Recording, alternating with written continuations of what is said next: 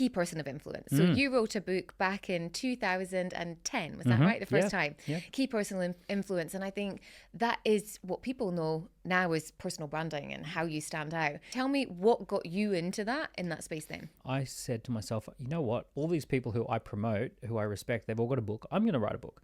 What do I know about? I know what happens behind the scenes for building a personal brand, monetizing a personal brand, all of this. I'm going to put it in a book. So I wrote Key Person of Influence, and then it became a massive bestseller. Oh, wow.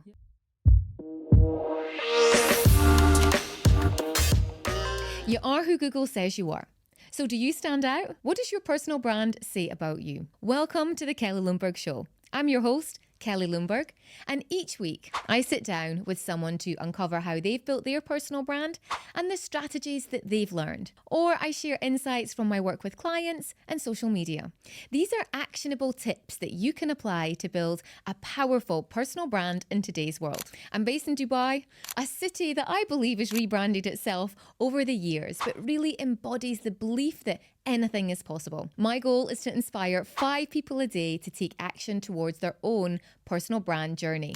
In this episode, if it inspires you, then give it a thumbs up on YouTube or leave a review wherever you're listening. Your support really helps increase the visibility and attracts incredible guests. Now, let's get into today's episode.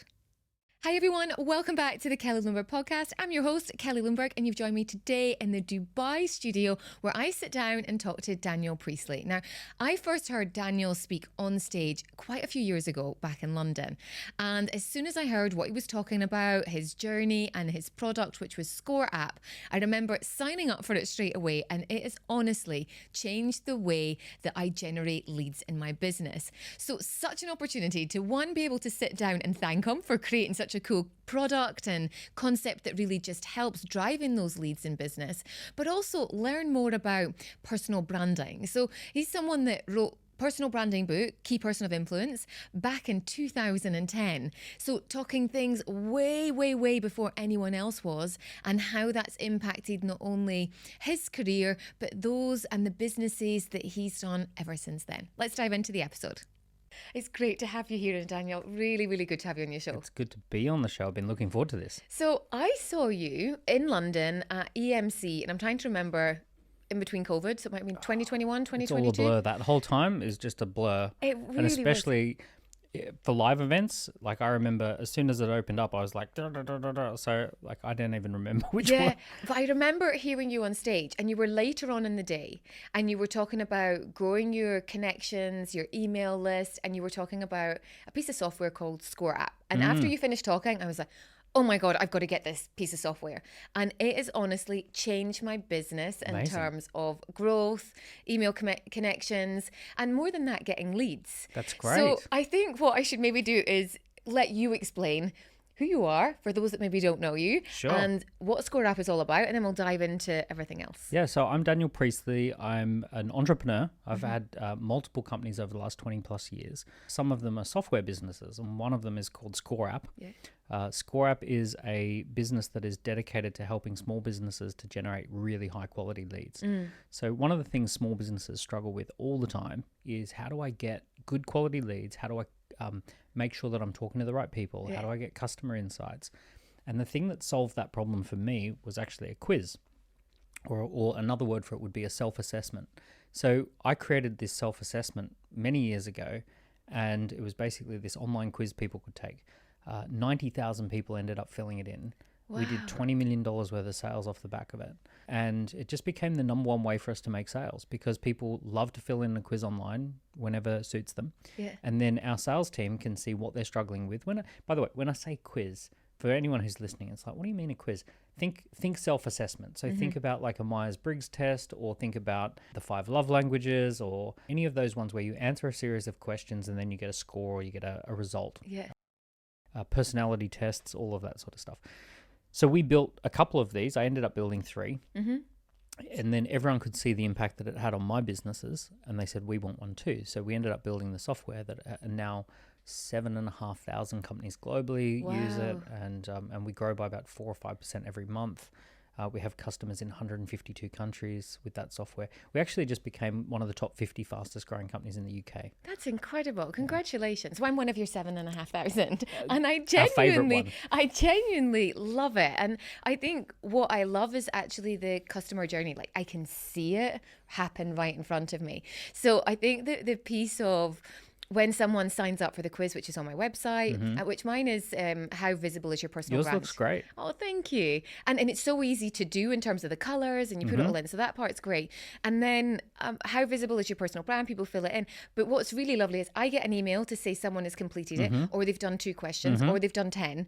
And then what's really interesting is because they've got the option after they fill it out to book a call. Yeah. And then you can see the journey going, wow, they've just filled it out. And then there's another email that will come through my CRM system that will be, okay, here's a booked call. And it's just so easy. Can I ask, how many questions do you ask people? In that first one, I think it's 10. 10. So then straight away you can see which one they did, like you said yes to and what they said no to. And Yeah, you can it's just so get straight good. in. Yeah, amazing. And I love it. And that way, How many people a month fill it in? it can be anywhere between, I'd say, honestly, anywhere between 30 and 60. That's great. Yeah, Yeah. and we're not doing ads. 2 warm leads a day would, for most people, change their life. Wow, okay. Like if you think about it, yeah. like anyone who's a coach, consultant, if they had 2 warm qualified leads a day every single day, which, 60 leads a month, would be a life-changing. They would literally live a different life if they could just get 30 to 60 people a month taking the quiz. Yeah, well, generally someone who does use it, thank you so much because it really has changed my business. That's great. But let's kind of go back a little bit further in the space of, I was so keen to speak to you, one, to tell you that I do love the app, but the other thing was key person of influence. So you wrote a book back in 2010, was that right? The first time. Yeah. Key personal influence. And I think that is what people know now is personal branding and how you stand out. So I've got so many questions around that because it is the area that I'm in. And 2010, tell me what got you into that in that space then. So in the lead up to that, for the decade earlier, from 2002 to 2009, so best part of a decade, I had an event marketing business. And we would have famous speakers come and speak on our stages.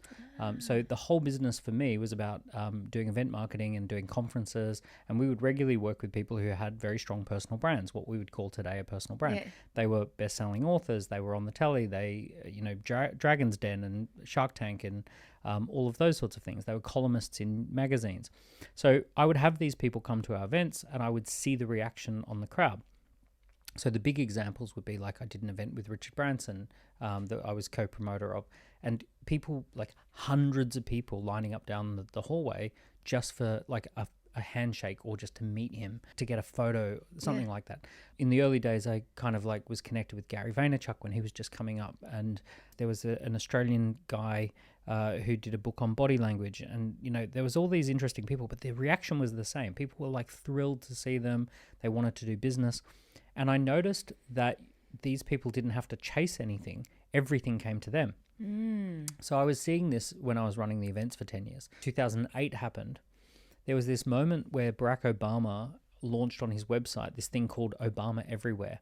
And it was the first time I'd ever seen a box on a website that said, connect with me on all these platforms. And you could click Facebook and go connect with him on Facebook. You could go Twitter and go connect with him on Twitter. YouTube videos, boom. So he had all of the places you could connect with him, and it was all in one little box. Today it's really common. You see this all the time. But it was the first time I'd ever seen this. And Obama was interacting with people with social media in a way that John McCain wasn't.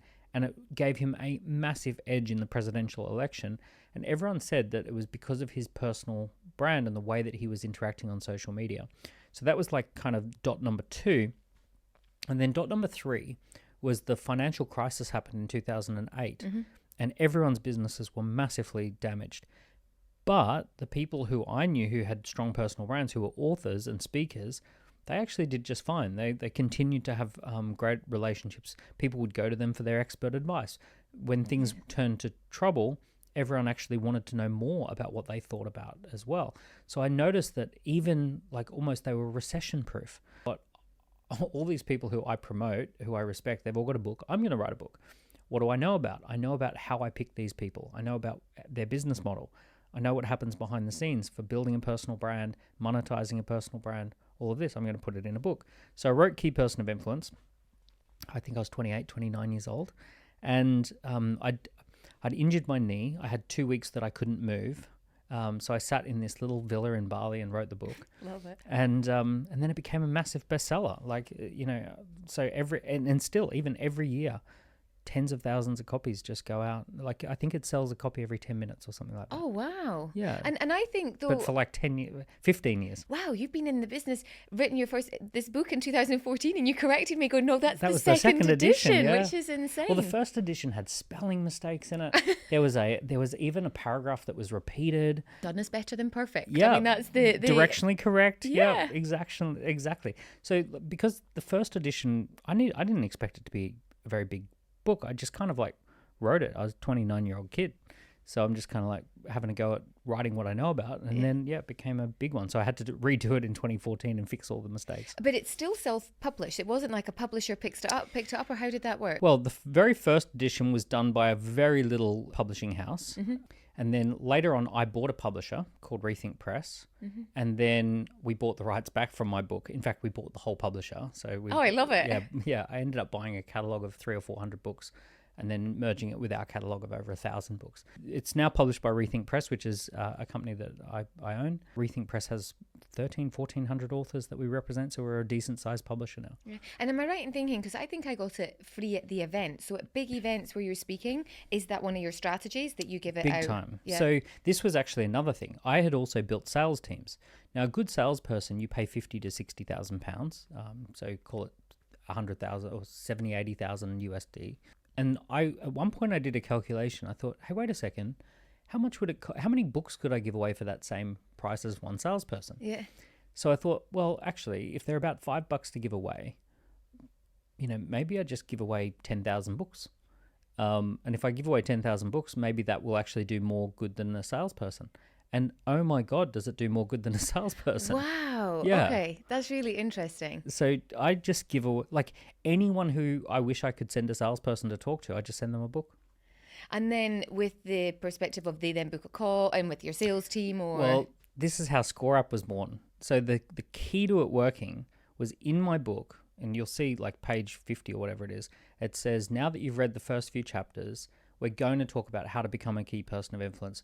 Don't read on until you've taken the Key Person of Influence scorecard. And it basically says, take the quiz. So what was happening is that people were reading the book and taking the quiz. Yeah. And then when someone took the quiz, we knew that they were about halfway through the book. So then we'd pick up the phone and say, hey, I see that you're reading Key Person of Influence, that you're reading the book, you've just taken the quiz. Let's talk to you about it. Yeah. So it was the book and the quiz that kind of like were like a little match made in heaven. So would you say that's one of your best marketing strategies, or would you compound that with speaking on stages? And what's your kind of thoughts in that space? So it's all an ecosystem. I think being seen as a key person of influence, being seen as a personal brand is on its own a knockout punch for everything. Your ads are going to perform better. Your content's going to go more viral. Your YouTube channels are going to get more views. Everything just tends to work. It's almost like it lifts all boats. As it stands today, I've got 8 different companies and they're all in fast growth. They all attract talent. They're all independently valuable and I could sell them for a lot of money. And all of that kind of is just because as my personal brand has grown, I can just be associated to a business and good stuff will happen. Yeah. So it's just the personal brand just almost gives it, it's almost like an engine that gets the grease on the engine and just everything runs a bit smoother. Even when I'm not there, we can hire a few better people. We can just get a few more things done. Everything just happens a little bit easier with a personal brand. What's your thoughts in that space? And I kind of get this question quite a lot about value versus visibility. Where's the authenticity? People are just posting stuff now because they want to be seen as visible. Are they doing the right thing? Are they sharing content that's too much? Would you say there's ever too much of being out there? Yeah, actually I would. I think there's a difference between being a key person of influence and an influencer.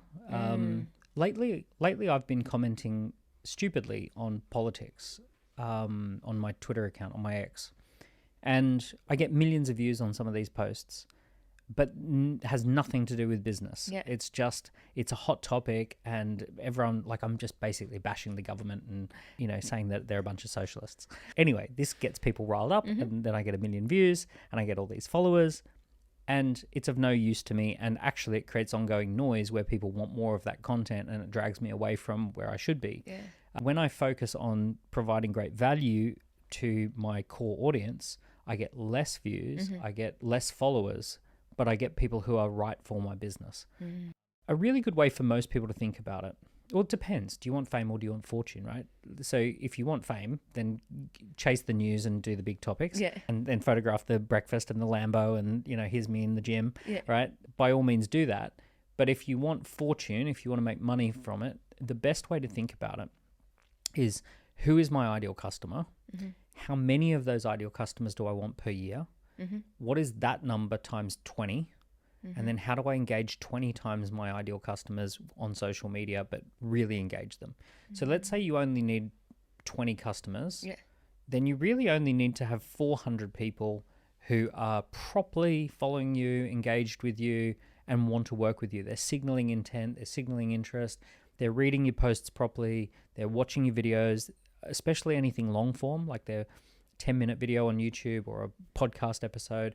You don't need that many of them. You just need 20 times the number of clients that you want to properly engage. Note. So you don't have to be famous. Like, the good news is, a lot of people are like, oh, I don't want to be stopped on the street. It's like, do you know how hard it is to get to the point where you would be stopped on the street? Like, you have to be seriously, you probably have a team of 30, 40, 50 people just dedicated to your brand to get to that level. Yeah. I heard Alex Hormozy actually talk about that he said, I'm going to stop talking about the things that are going viral, because he said it's not contributing to my business. Yeah. He said, I know people love it when I talk about Layla, or people love it when I talk about this, but he said it's not attracting the demographic of the clients that I want. It's even worse than that. It often drags you off track.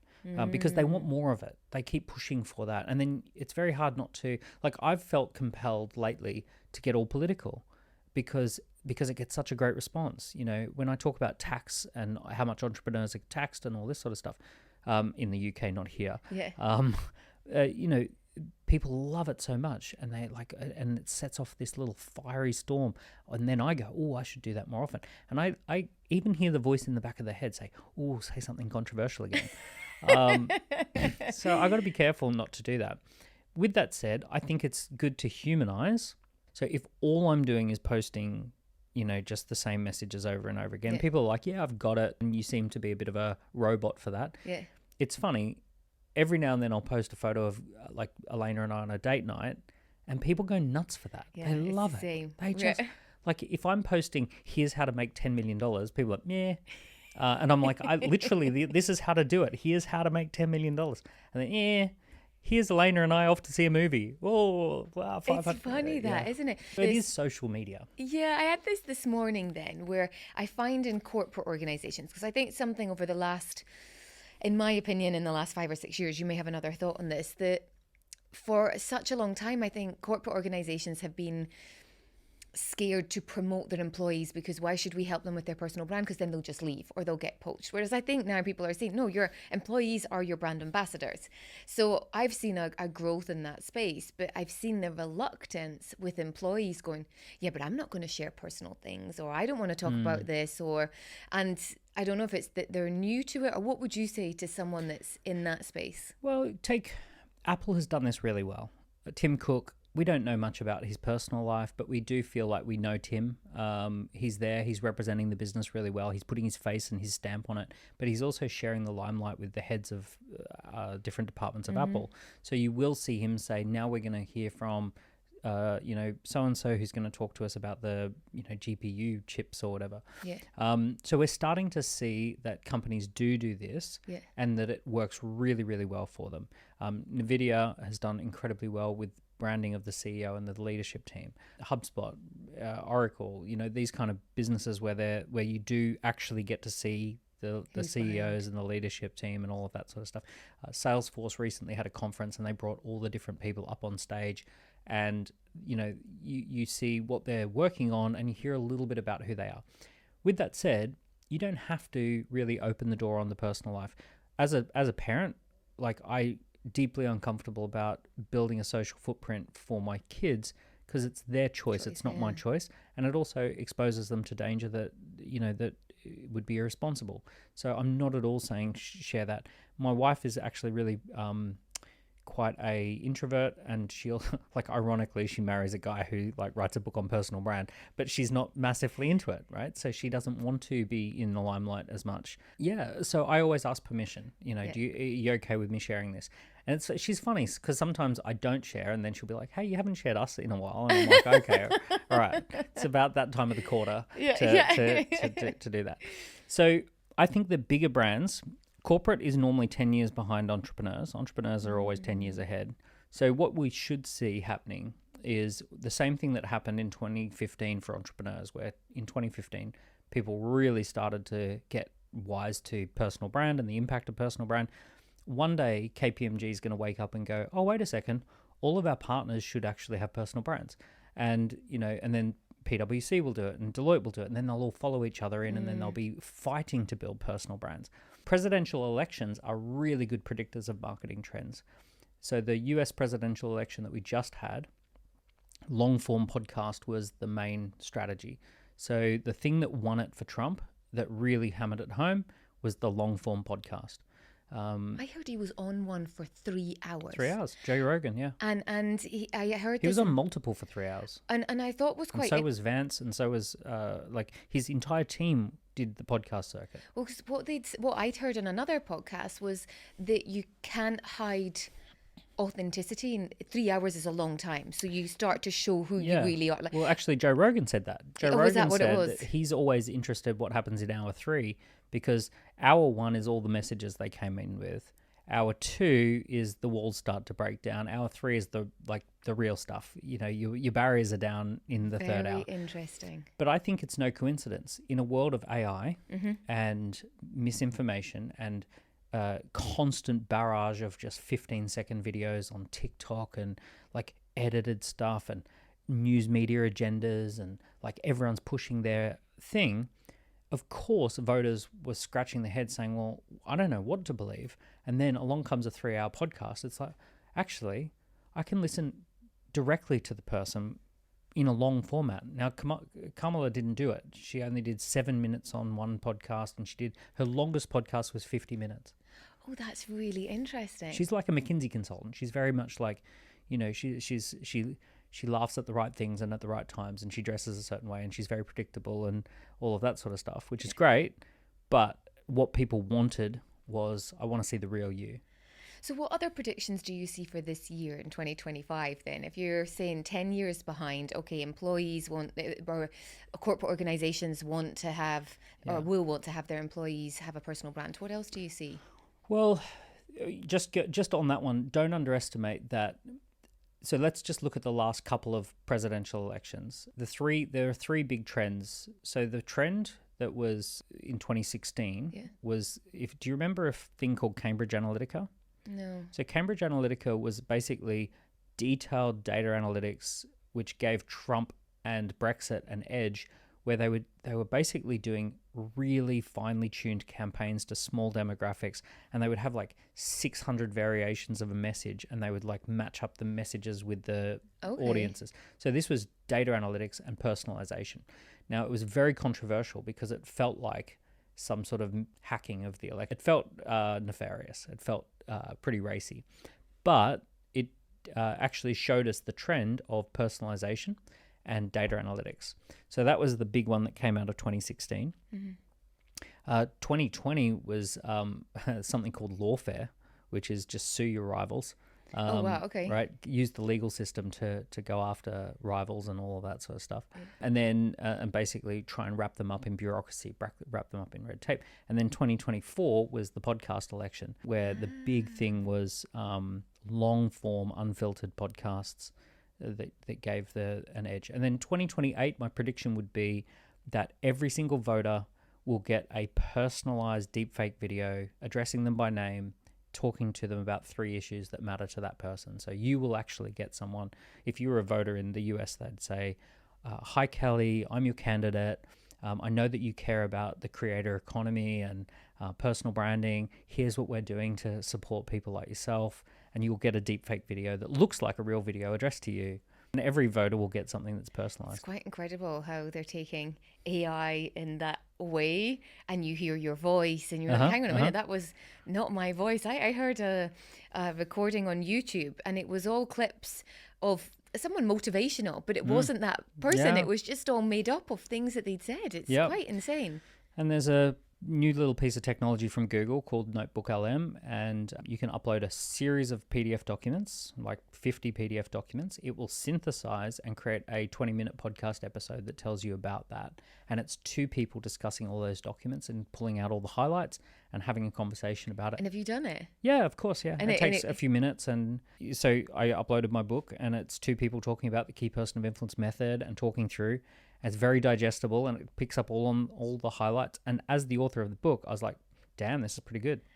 That's so interesting. Okay, that's on my list to try for to see, an experiment. So just on that note on books. So you kind of, I say not stumbled on the fact of writing a book, but came up with the idea, but then ended up with a printing company and software, and now into helping people write their own books, because you see a huge space gap in the market for people to write their own books. Yeah, and share their story. It's been democratized.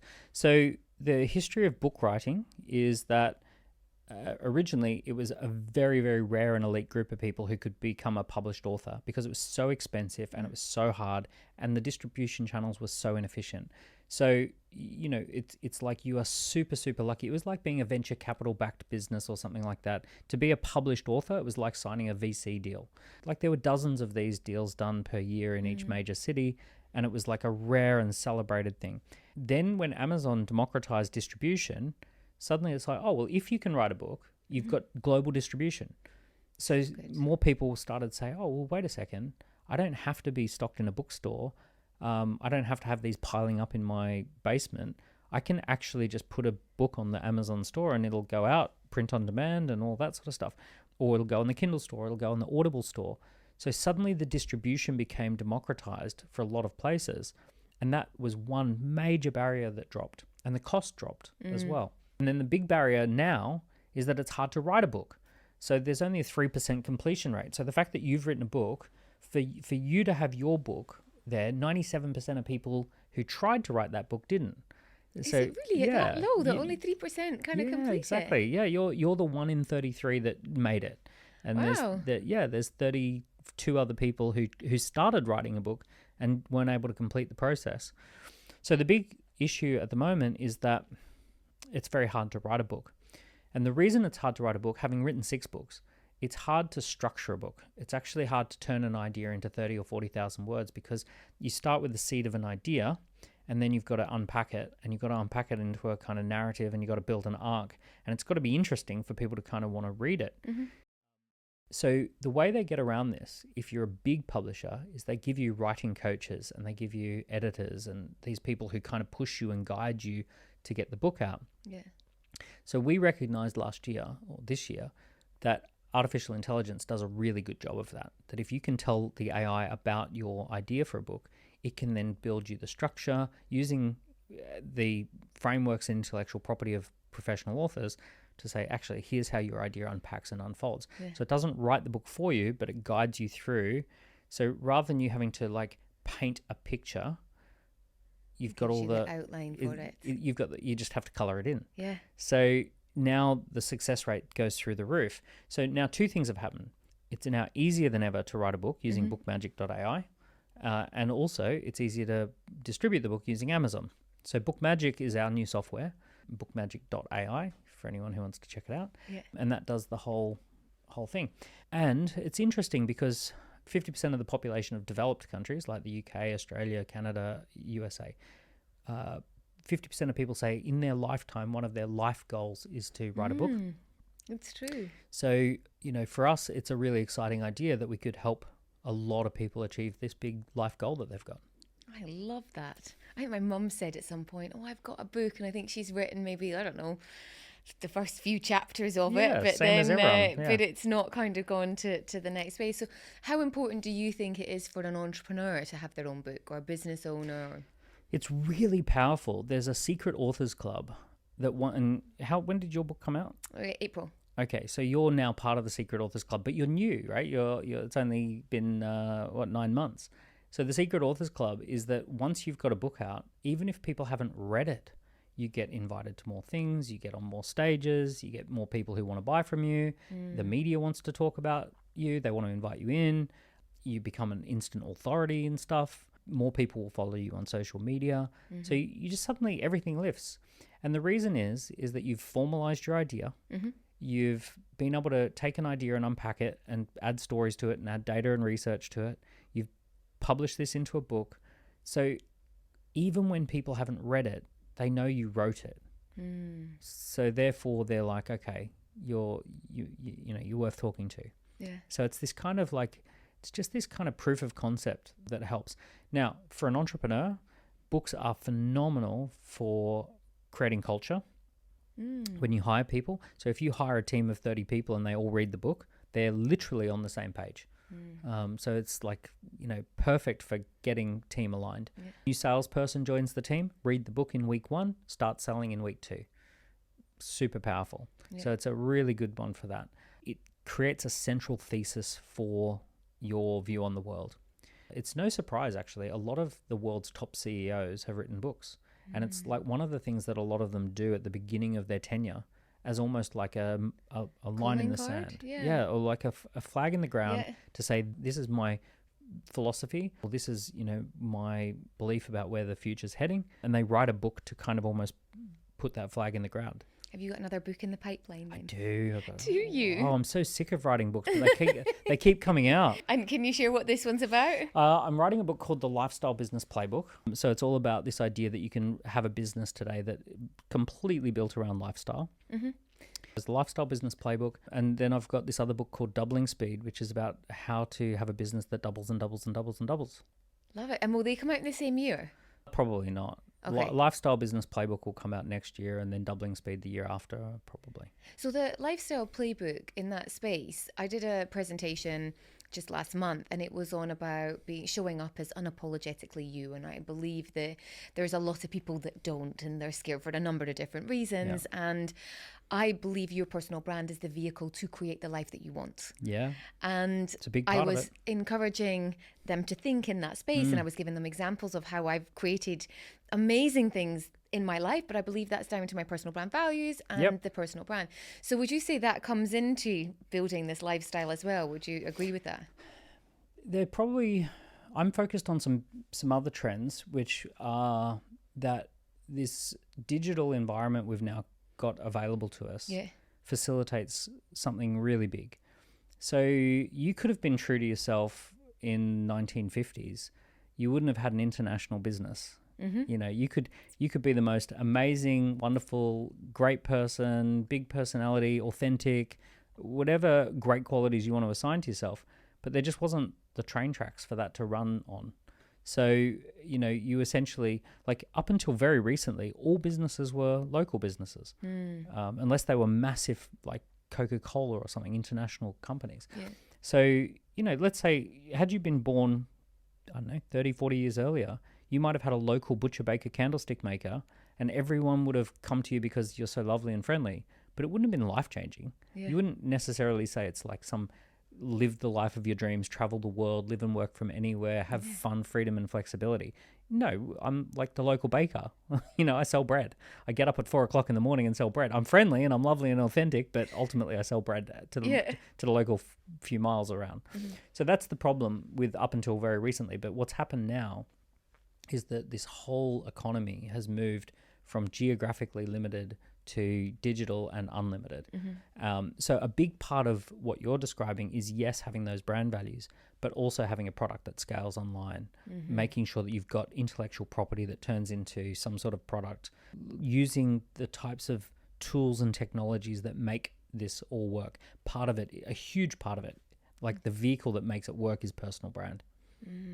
Okay, so what would you say to someone that's still sitting on the fence? Because I still think there's a lot of people, they've just got this reluctance where I don't want my personal brand to be about me, or it's not about me. I want to just my work to shine for me. What would you say to them? Well, to a degree, I agree. My personal belief is that you're not trying to chase the spotlight, you're trying to become a spotlight. So on others. chasing the spotlight is like, look at me, Yeah. right? I'm the star of the show. Shining the spotlight is saying that essentially there's something that deserves a look at.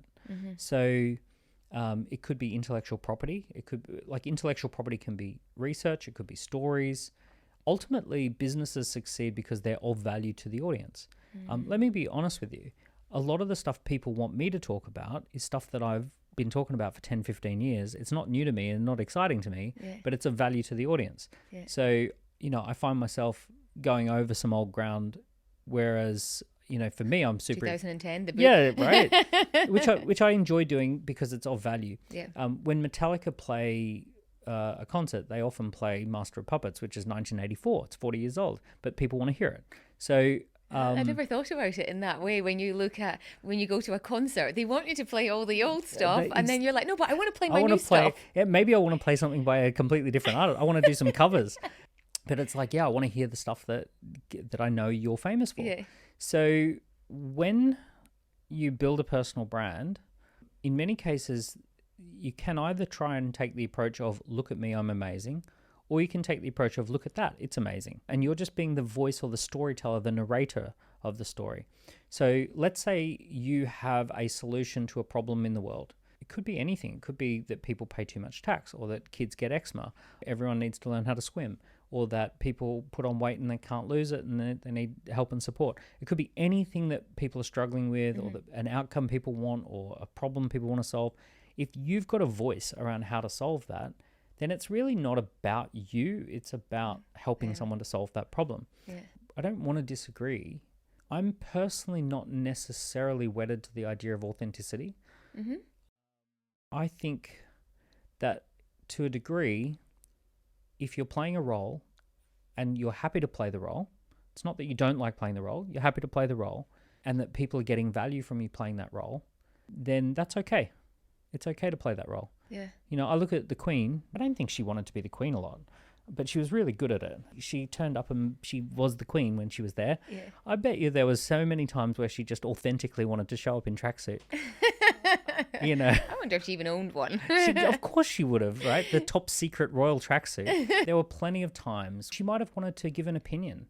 She might have wanted to say what she was thinking, but her role as the Queen, she turned up and she played that role really well. And I think she did a great job of it. And, we liked her for it and we appreciated what she brought to the world.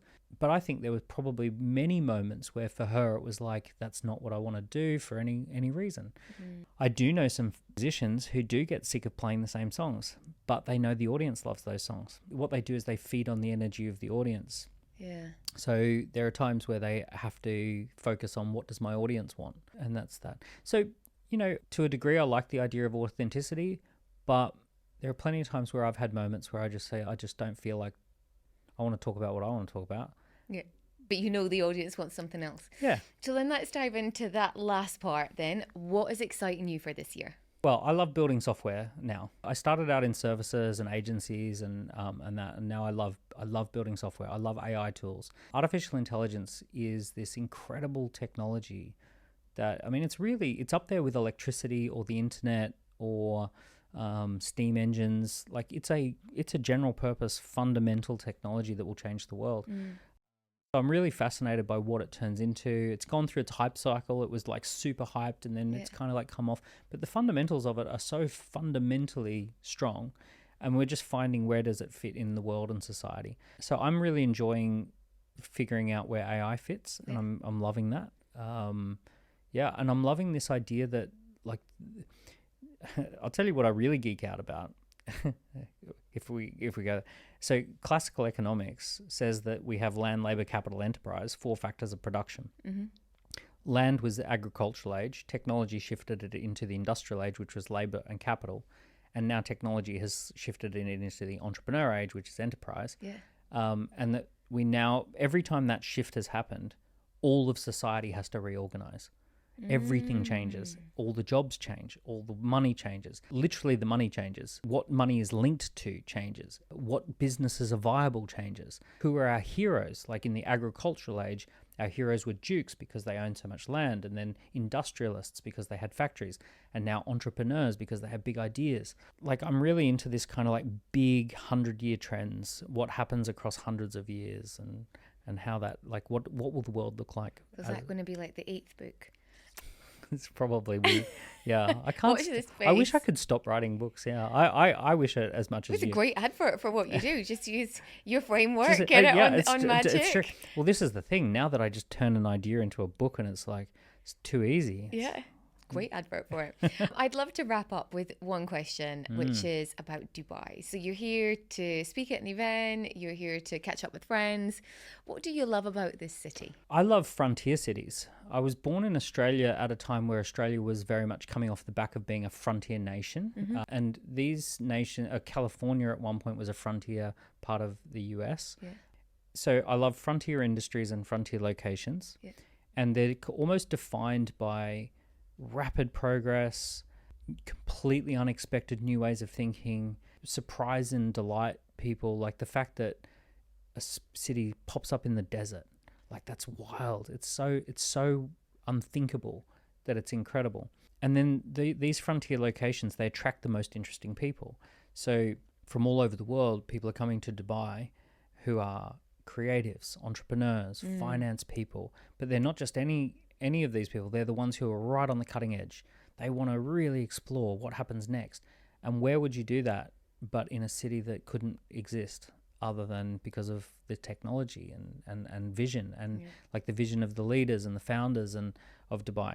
So it's this electric energy that this place has. Work hard, play hard, have fun, create stuff, eat what you kill. You know, there's no safety nets for any of you. If you can't make it here, go home. Yeah. Right? Yeah, I actually love that. Yeah. Like, I don't really like the idea that society has some great safety net for everyone. You know, it's like, I like the idea that you have to be a bit, you know, you have to make it work. It's kind of good for people. Just to finish off on that then, where do you think the next frontier city is? A big part of the world we're in is that the frontier is now moving very much online. And Dubai works because of that. Yeah. Dubai is an amazing time zone. It straddles Europe and Asia. Yeah. It strikes me that there's going to be a few big cities that straddle time zones, and that it's more about time zones than cities. The frontier is online. So it's like the way you show up online, the way you present your digital brand, the way you build a business with products and services available online, the network of close comrades, friends, tribe, you know, those people. But you may not physically be in the same room as them very often, but they're the closest people because they're ideologically close. They share the same passions and ideas. Yeah. So yeah, just that kind of online world. I love it. Thank you so much. I have so enjoyed our chat today, and I just feel so privileged that just from standing on that day, I was sitting, you were standing that day on stage, and I didn't think that maybe we'd be doing a podcast, but there you go. It's come here full we circle. are. It's lovely. I really like it. And well done with what you've done with your scorecard. That's incredible. Thank you. I love it. Love it, love it, love it. Enjoy your stay. Cheers. Wondering which platform is best for building your personal brand on? LinkedIn is the place to be. Many of my clients, as well as people that I meet at events, are often really nervous and don't know where to start when it comes to getting out content and building relationships on this fantastic social media platform. And that's exactly why I created How to Grow Your Personal Brand on LinkedIn. I actually got that name from Instagram when I asked my followers which one did they think was the best. That was the one they chose. This course is designed to help you share content that's personal and professional, that connects with your personal brand values, but more than that, just how can you grow long-lasting relationships on a platform with people all over the world. For my listeners, or for those that are watching this, I'm offering this 9-step module, which is really easy to complete in the next couple of hours for just $47. Click the link below, purchase it straight away, and then come and say hi on LinkedIn. I'd love to see what you've updated.